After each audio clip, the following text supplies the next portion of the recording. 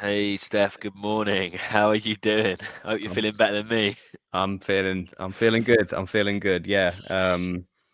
It's been it was an interesting weekend last weekend with that nail biting game against Como and the nail bite, but it Yeah, was more of a. I was actually I was in Florence for it, but I was in an Irish pub, the Dublin pub or something like that in Florence. And although like it's quite funny because I was obviously we do the live streams and we usually just kind of at this point just banner it from here to the end of the season.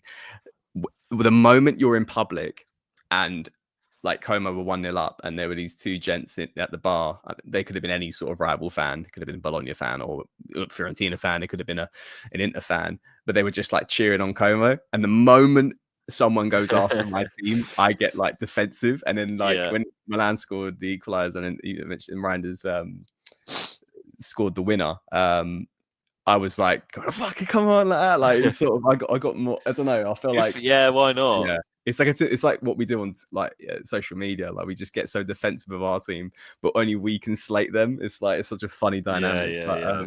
But yeah, that was look, a win's a win at this point. Good to see other teams dropping points. I actually saw a player actually on the way back. I should have chatted up with you guys beforehand, but I saw a player with an Empoli player in the Florence airport on the way back. What's his name now? He's a left back, Italian boy. I don't know, please team. Nice airport, Firenze. It's a really nice Oh, airport, actually. lovely airport. But yeah, I've Really been good. well I've been good. I'm gonna get the name in a good. sec, but I've Yeah, been good. I've been good. But good stuff. mm, I like to say, listeners, I'm feeling absolutely awful. I've caught.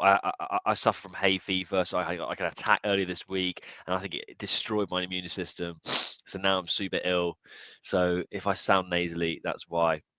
But let's hope that that doesn't extend to the squad.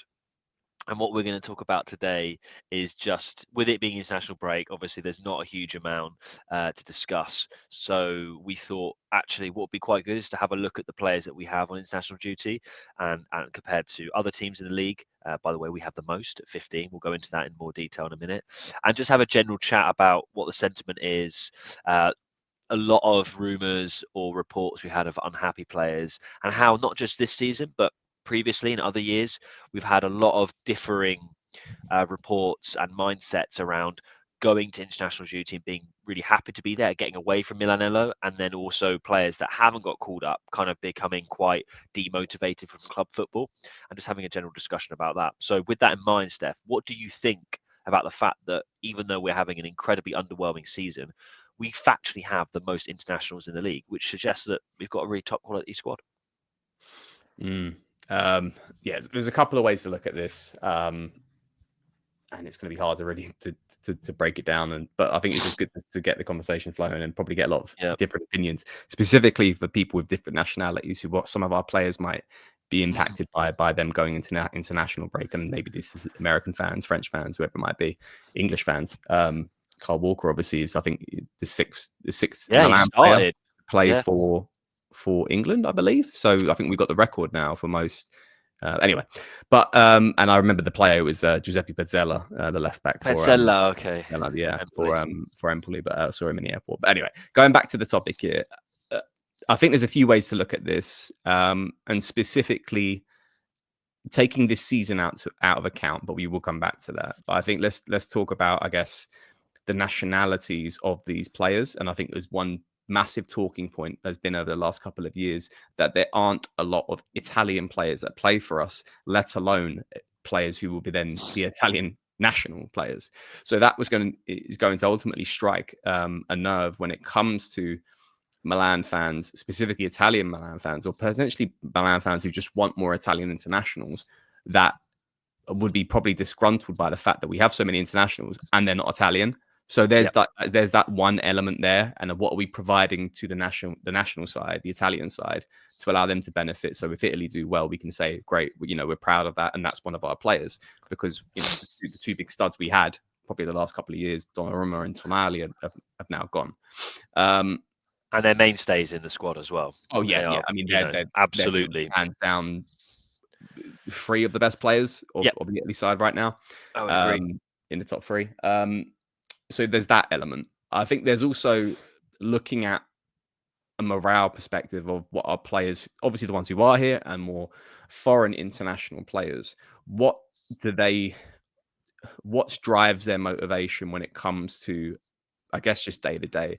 And I think one thing we have to think about, because of our model and because we sign a lot of players who typically are either A, on the fringes of the starting 11 of the international side, or A or B, have not been selected yet for the international side.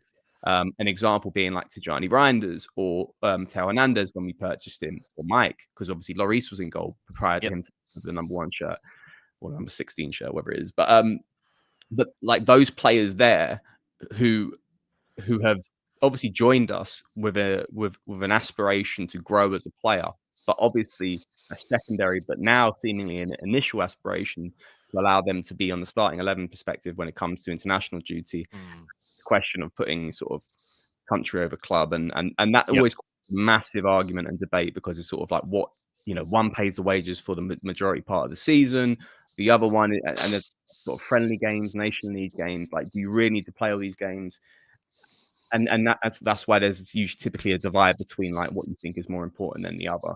And I look at classical examples, yeah, like Tamori, someone who for years wanted to get Gareth Southgate's attention to be selected, not only for the squad, he could barely even get that selection, but also for a starting 11 spot, who we were all damn thinking, how is he not selected? And the moment he didn't get that called up for, the World Cup, Euros, and and then then the Euros. it was like, there's no coincidence in my mind. You see his form drop. Um, so there's a lot of examples here where you can say, I think we have players who have clearly joined us, obviously to want to do better for their career, which comes in turn with then equally being selected for their national sides. But once they're there and they are bona fide starters, such as your Tails and your Mikes, and there could be other players, because obviously we have that around this room. Do like the performances stagnate?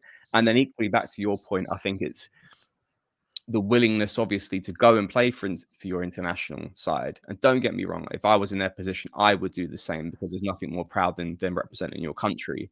But equally, like, it seems that we are one side who, over the years, have suffered the most through Yep. injuries of players going into international duty. Christ, we saw it at the start of the season with Benacer when we were short in midfield positions.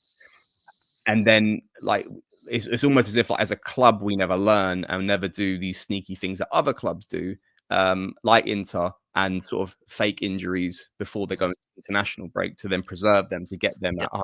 100% for the incoming companies, we're at a crucial time of the season. Regardless of how shit we're doing this year, we have the Coppa Italia coming up. Yep. We've got points to be earned to potentially hopefully somehow get a top 4 spot. It's all there to be played for, but we don't do ourselves any favors in these like games that, to be honest, like, I know they're big games for the international players, but it's just like, come on, all we're waiting for is just like a Twitter update saying that so and so's been injured. Yeah. It completely derails our morale going into these following games. So, look, I think there's a lot to go after. I've kind of gone over a few points, but welcome your thoughts on it. But I'm kind of a bit on the fence, but I also think there's a massive element just on how poor our consistency is when it comes to performances on the pitch at club level.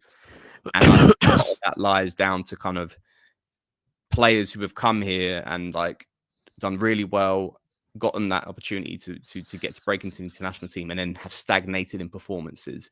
And a clear example, yeah, your Tamoris, your Teo Hernandez's, like those sort of players who, where's that sort of like that extra 30% that they had, Yep. we saw a few years back, because they had that motivation. And was that motivation mostly just for the club? And there's other elements like playing for Maldini or whatever it might be. Mm. But a massive element must have been because I want to get into the starting 11 for the international side. I want to win a World Cup. I want to win the Euros. And then after that point, it's sort of, what next? Yeah, it's yeah. I mean, I couldn't agree more on that, and this is why I think it's a good topic, because as a club, you make a great point of the fact that we've suffered in lots of different ways. We've suffered not just for the injuries, but the psychological effects that it's had. And the reason why I thought this was, we both thought this was a good topic is because, just touching on that Inter point again, you look at a club like Inter. I think Lautaro Martinez has done it like 2, maybe 3 times in a row now for Argentina. Now, bear in mind, I know he's not the out-and-out player for Argentina, but he still starts up front for them. Oh yeah, yeah. He's still their striker. I know he's not Yeah. Messi, but he's still the next best striker they have, pretty much. I Him and believe he Julian Alf. starts. I believe he starts, right? Him or Or Julian they, Alvarez, one of them. okay. I think they interchange, but he's Mm. up there, right? He's up Yeah. there. But I know he's captain, fine. But for Inter, I mean, he will take Inter over Argentina every single day of the week. Now, I was brought up to be club over country. I'm an Azzurri supporter.